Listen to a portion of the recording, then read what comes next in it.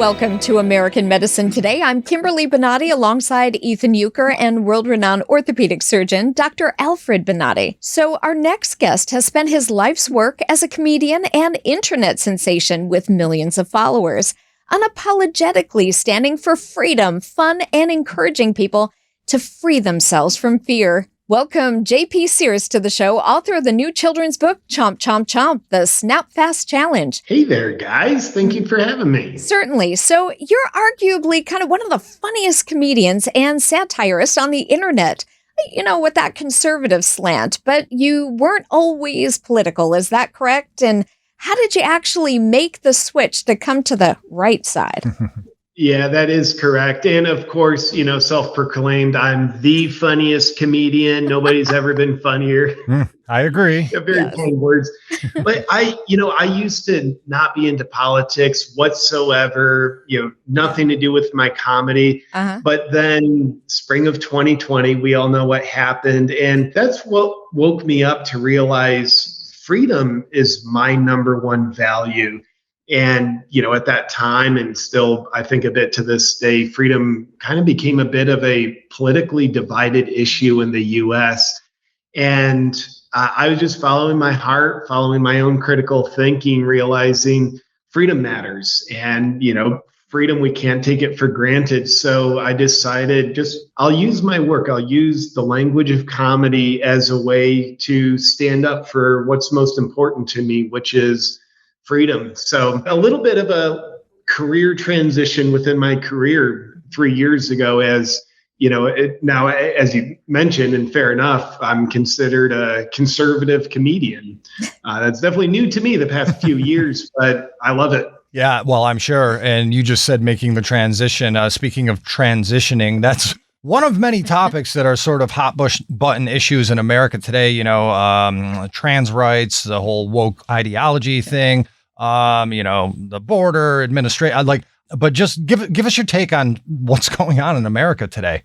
Yeah, from my delusional redheaded perspective, I think the challenges we see in America, I wish I could say, hey, Ethan, I think it's all due to incompetence. Unfortunately, that's just not how I see it. I think if you study Marxism and how that creates communism, those tactics are being used. Divide society, get people disconnected from God, and destroy objective truth. If we don't cherish truth, people don't have a North Star to guide them.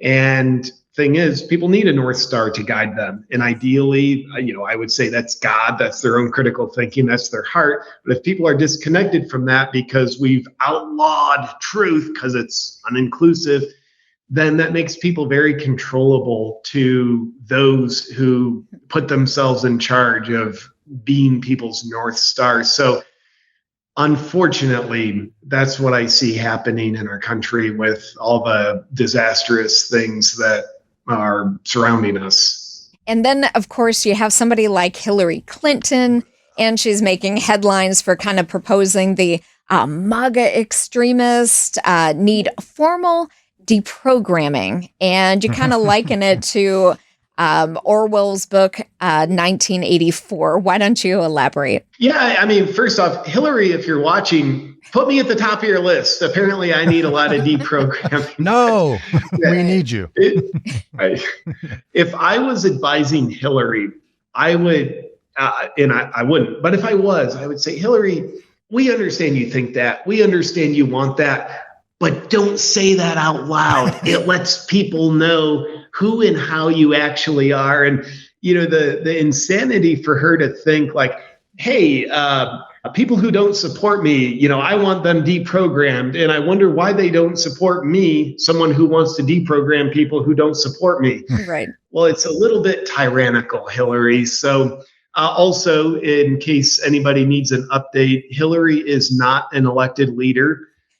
She is in charge of guiding absolutely nobody. I don't think she's received that memo yet, but just in case we need to get on that same page. I just love how the left loves to call everyone who doesn't agree with them Nazis and fascists and all of this, but there's nothing more Nazi-esque or fascist than everyone needs deprogramming that doesn't think like I do. Anyway, let's get into your book. Chomp, Chomp, Chomp. Tell us what led to you writing a children's book, something I've actually always wanted to do, although this kind of mind probably shouldn't be talking to children. I'm sure you probably feel the same way. Yeah, well, I'm very proud of the new book, Chomp Chomp Chomp. I partnered with Brave Books. It's available at bravebooks.com. So what led to me wanting to write this children's book was seeing the problem in the world. One of the biggest problems, I think, is the compromising of children and their minds. And I think any parent out there, anyone who understands humanity and cherishes freedom, we realize we not only need to protect children from these dangerous messages and ideologies that are coming from everywhere from Hollywood to public schools and other children's books that are maybe not the best. So we not only need to protect children from those, but we also need to create better positive solutions that will help guide children in a positive way while affirming good morals, good values. I wanted to help create some solutions. And in this book, it's an engaging children's story with awesome illustrations, but embedded in that story is the number one message that I wish to teach my son. It would be, do your own thinking, follow your heart, and have the courage to continue following your heart in following your own thinking.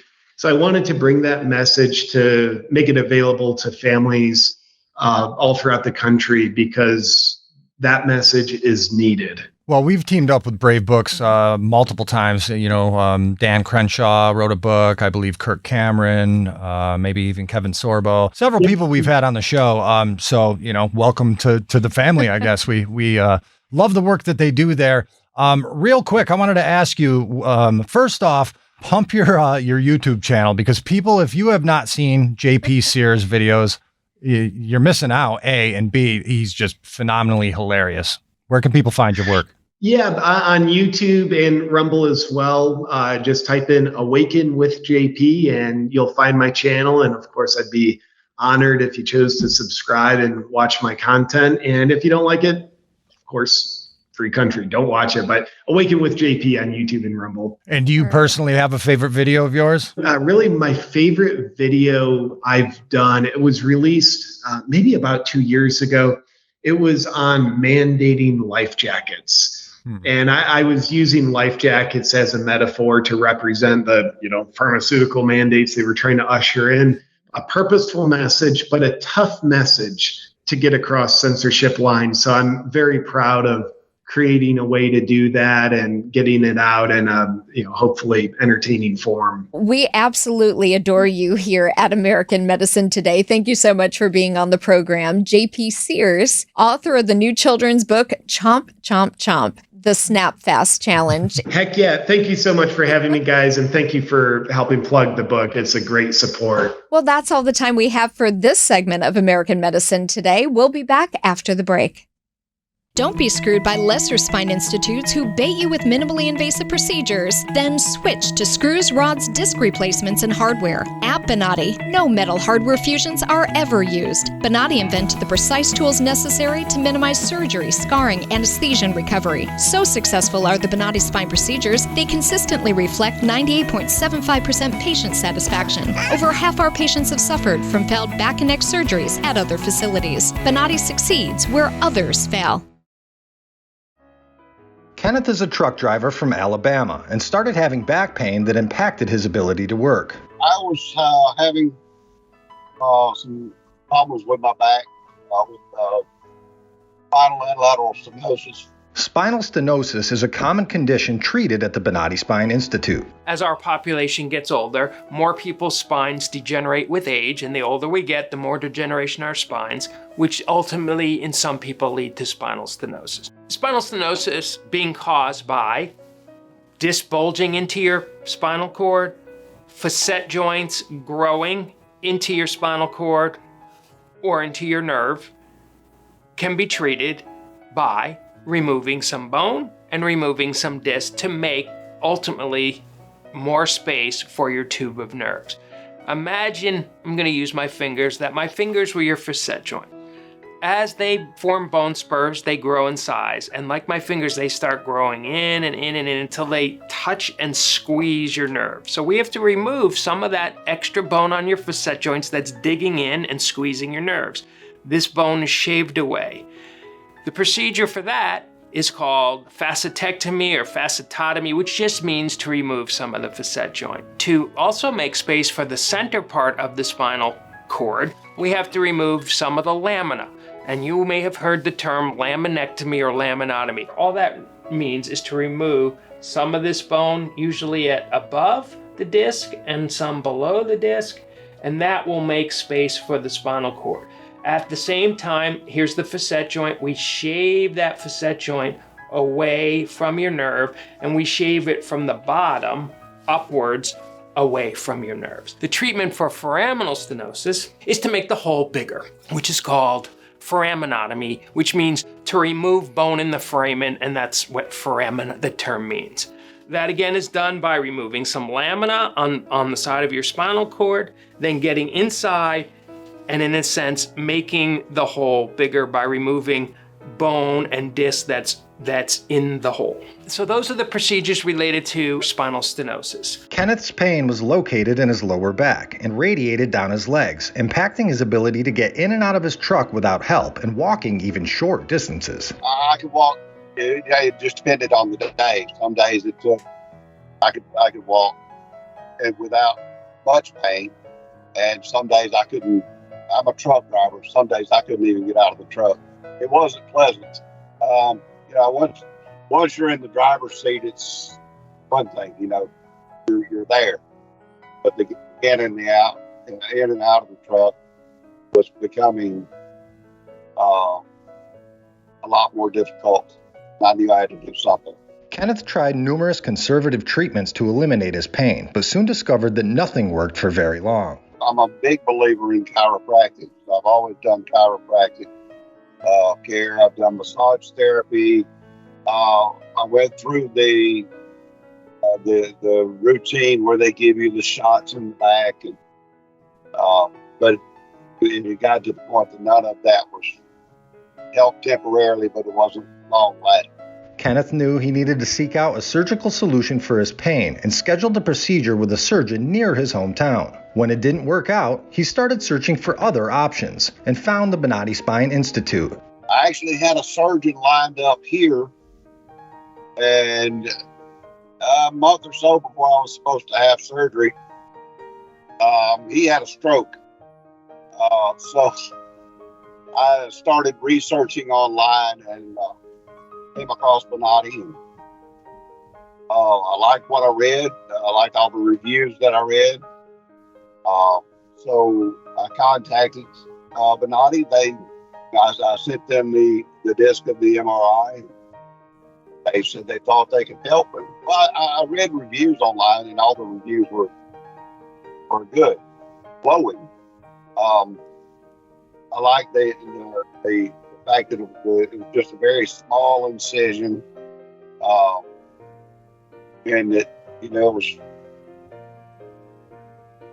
same, not an overnight stay or not a week-long stay in a hospital. Convenient, I guess. Learning he was a candidate for the exclusive Bonati Spine Procedures, Kenneth made an appointment for an in-person evaluation at the Bonati Spine Institute. After meeting with a surgeon, he decided to move forward with surgery. He went over things in great detail with me. He explained how things were going to be done. He explained, the small incision and the inserting the small tube for them to run all the estimates through.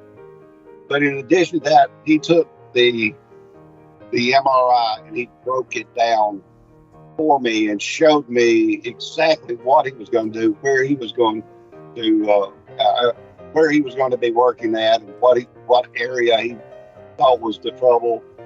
And so I felt like he had a very good grasp on exactly what it's going to take to make it better. At the Bonati Spine Institute, surgeries are performed incrementally using conscious IV sedation. This process keeps the patient awake and communicating with their surgeon to ensure the source of their pain is eliminated before they leave the operating table. it was interesting. A little bit strange, seeing, watching everything on the camera, feeling them hit a nerve where, kind of tingles my toes a little bit. But it was interesting. I would recommend it. It made me feel like I was more a part of it rather than somebody just working on me. I was actually able to communicate with the doctor. Okay, this is when you did that, this is what I felt. After a targeted Bonati Spine procedure, patients are not required to wear an uncomfortable brace or go through weeks of physical therapy. Instead, they are instructed to walk about 40 minutes a day, including the day of surgery. No, I wasn't given any kind of back brace or anything. It was just walking around the hotel doing my exercises after the surgery. To see more stories of recovery just like this, search for the Bonati Spine Institute on YouTube, Roku, Google Play Store, and Apple's App Store. Welcome back to American Medicine Today. So the company that manufactures Remdesivir, used across the United States to treat COVID-19, has been hit with a class action lawsuit over allegations it deceptively promoted the drug without disclosing possible side effects. Joining us to discuss is Brad Geyer, an attorney with Former Feds Group who's representing the plaintiffs. Thank you for joining us. Thank you for having me. Certainly. So to start, are there any details of the lawsuit that you're able to talk about? Yeah, basically, we have over 1 million people that died from COVID. It's very difficult to find anyone who died outside of hospitals. The more reasonable explanation is that more than 50 drugs combined, as administered by FDA treatment protocols, killed a whole lot of people. Among those drugs, probably the worst one was Remdesivir. Causes organ failure and a host of other problems, makes it far more likely patients have to get intubated.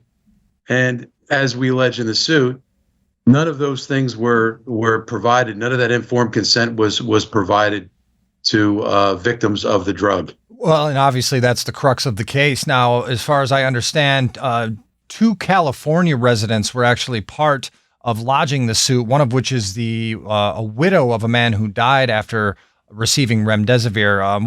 What can you tell us about the plaintiffs? Well, she's devastated. Obviously, she's a widow. They have a family. The primary breadwinner is gone. And the American man, who is the co-plaintiff, he somehow managed to survive his treatment. He's just an absolute wreck. I mean, he's still on oxygen. Every time we speak to him, he can't get through the account. What survivors tell us is the system was so dehumanizing that it caused them egregious psychological damage.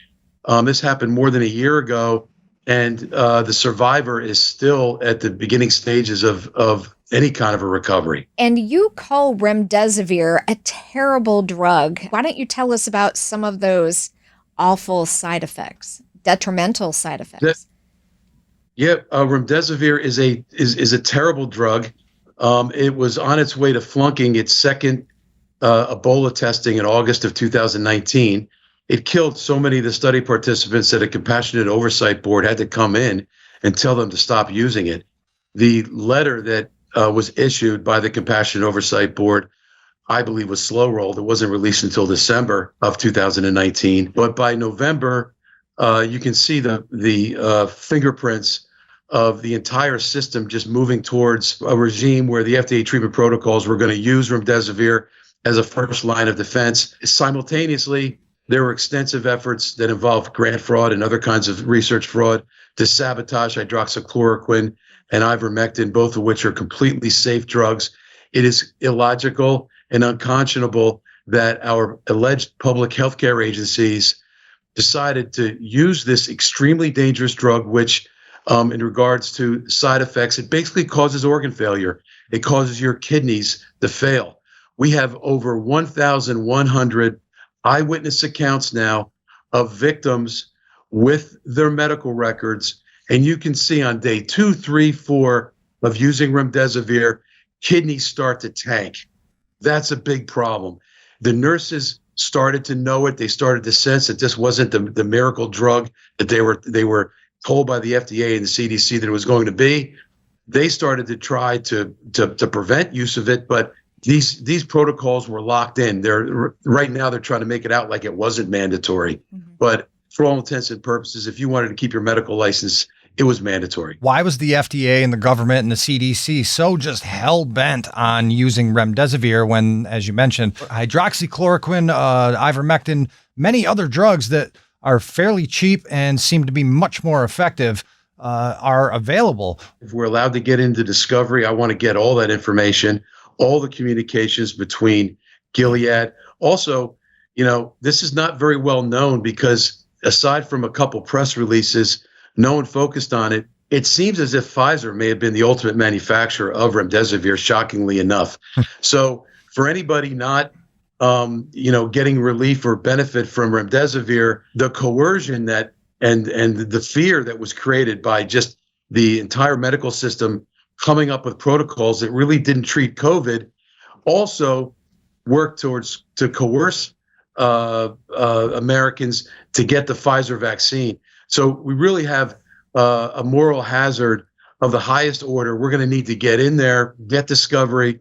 Ultimately, when we regain control of our enforcement apparatus, we're going to need to get the assistant U.S. attorneys, the 96 U.S. attorneys' offices, all the Department of Justice, Health and Human Service, OIG, FBI. Instead of focusing on parading grandmas, we need them to focus on how it was that over 1 million Americans were killed. One of the things that we did, and we approached this, the nonprofit approached this as a steward for justice and humanity. We've counseled victims on how to receive their hospital records. People don't know this, but HIPAA basically seals up every one of these deaths in a hermetically sealed box that nobody can access because HIPAA protects the deceased from having any information, any medical information disclosed. So we have all their next of kin gathering up these records. We're putting them onto a database. We're storing them and securing them for future enforcement agencies and investigative physicians and researchers to look at the records so we can know for sure what the impacts were on the lungs, on the kidneys, on the liver, etc. So many people were being put on, what were they, the ventilators? And if they were put on full venti, it was blowing out the lungs. So really, yes, I think this participated tenfold in those that ended up dying from the full-on ventilators.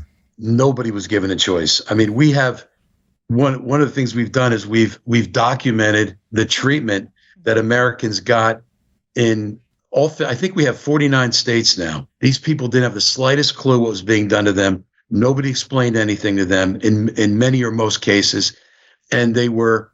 We have physicians basically telling them that they were required to be in the hospital. They were required to get this very dangerous drug that has at best a spotty research record.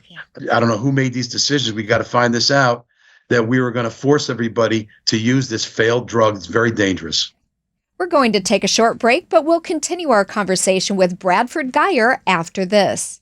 2 neurosurgeons couldn't figure out anything that was wrong with me or what I would need surgery for. Dr. Bonati, without even seeing me, knew I was hurting, knew they could help me. First time I came in here was Monday, and today is Thursday. I've had 2 surgeries and am doing fantastic. I'm still in shock that I can walk. That's all within 4 days. Visit AskBonati.com.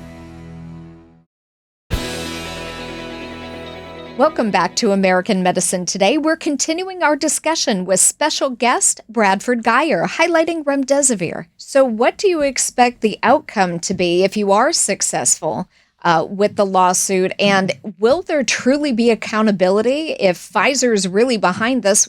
What'll happen to them?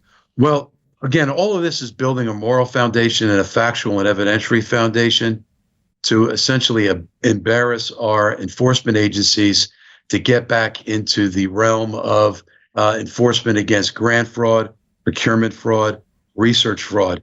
A lot of these capabilities were dismantled in more than 10 years ago, and where we went to a prevention model where we deluded ourselves that we could train people out of research fraud, train people out of the inclination to engage in corruption through boring training programs.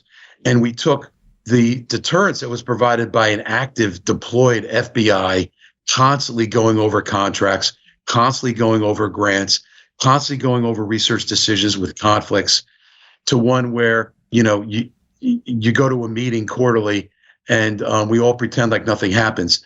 That's how we got to a circumstance where over 1 million people were killed, where we have patients in hospitals getting over 50 drugs, Remdesivir among those, that's causing organ failure, causing lungs to fill up with liquid, and basically having the nation's experts, FDA and CDC, who are relied upon for expertise, giving bad advice to doctors and nurses nationwide. Mm-hmm. And hiding the side effects, the negative side effects. They have made it nearly impossible to report them. Thank you so much for stepping in and defending the plaintiffs. Bradford Geyer, thank you for taking this on. Thank you for what you do. And stay in touch. We definitely want to know how this plays out. Absolutely. Thank you for all you do and being so devoted to the cause. Thank you. You got it.